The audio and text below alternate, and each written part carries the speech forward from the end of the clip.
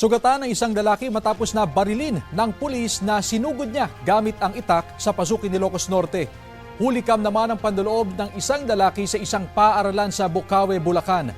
Natangay pati ang 13-month pay ng isang guro. Ang mainit na balita hatid ni CJ Torida ng GMA Regional TV. Kita sa CCTV ang lalaking iyan na nag-iikot-ikot sa isang paaralan sa Bocaue, Bulacan. Ayon sa investigasyon, nagtanong-tanong siya sa ilang estudyante kung may mga guro pa sa mga silid-aralan.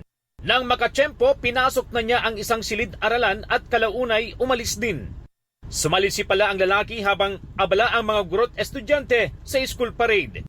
Natangay niya ang mahigit 120,000 pesos in cash na pag-aari ng isang guro.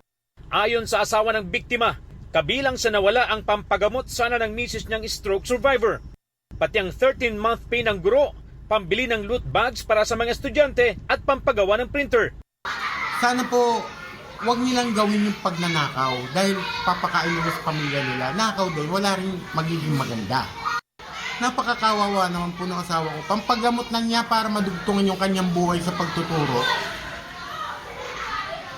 Ngayon, ito po, talagang 0-0. Hinahanap na ang salarin. Ayon sa mga otoridad, may iba pang paaralan sa Bocaue ang ninakawan din kamakailan. Sugatan ang binti ng isang lalaking nanunog ng sasakyan at nag-amok umano sa pasukin ni Ilocos Norte. Batay sa investigasyon, sinunog ng suspect ang bumper ng isang SUV na pagmamay-ari ng kapitan ng barangay. Tumakas ang lalaki kaya tinugis siya ng pulisya. Nang matunton sa kanyang bahay, sinugod naman niya ang mga pulis gamit ang itak. Pinagtatagan niya raw ang patrol car kaya nabasag ang salamin nito. Umiwas ang pulis na nagmamaneho nito kaya nakabangga ng nakaparadang van. Nang bumaba sa patrol car ang pulis, nag-amok ang lalaki at aktong susugurin ulit ang pulis. Doon na siya nabaril ng pulis sa kaliwang binti. Agad namang itinagbo sa hospital ang lalaki. Nahaharap siya sa mga karampatang reklamo.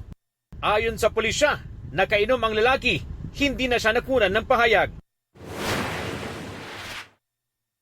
Sa Amulong, Cagayan, naaagnas na ng matagpuan nitong Miyerkules ang bangkay ng lalaking napaulat na nawawala mula pa noong October 25 sa kasagsagan ng Bagyong Christine. Ang lalaki tumalon sa Cagayan River sa bahagi ng Igig para kunin ang inaanod umunong troso. Isang residente ang nakakita sa bangkay. Kinumpirma naman ng pamilya ng lalaki ang pagkakakilanlan nito dahil sa kanyang suot. CJ Torida ng GMA Regional TV.